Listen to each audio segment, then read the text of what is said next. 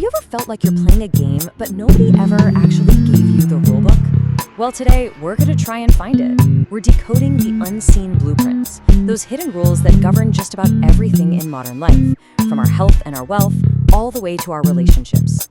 You know, this whole idea is captured perfectly in the movie The Big Short. While everyone else was just kind of going along with the party, a few outsiders decided to look. They actually looked for the system, for the rules behind all the chaos. And honestly, that's our mission today, to look for the blueprint. So to find this blueprint, we're going to need a framework. And this is it right here, the exception versus the rule. Look, we all love those 1 in a million stories, the long shots that work out. That's the exception. But real power, real understanding comes from knowing the rule, the predictable outcome in most situations. Knowing the difference between the two is the key to actually navigating the world. All right, so here's our game plan. We'll start by identifying this invisible game. Then we'll dive into 2 key rulebooks, one for our inner world and one for the outer system. After that, we'll talk about how to hack the blueprint, and finally, what it really takes to become the exception. So first up, we're going to uncover the invisible game.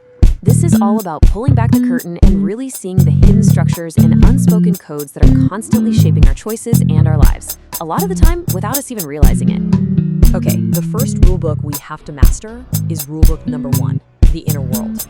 Because before you can master any system out there, you have to understand the programming that's running inside your own head. And right away, we see 2 ideas that seem to totally contradict each other.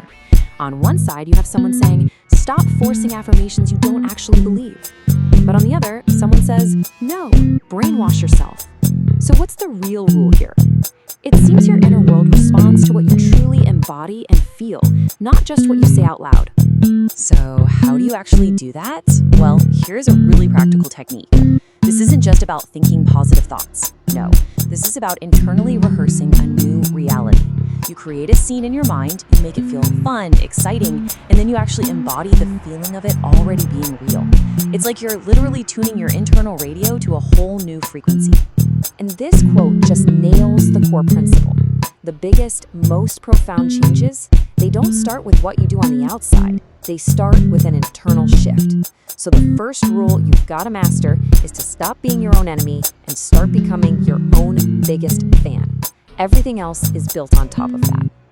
All right, so once you've started to get a handle on your internal operating system, you got to navigate the world around you, right? And that brings us to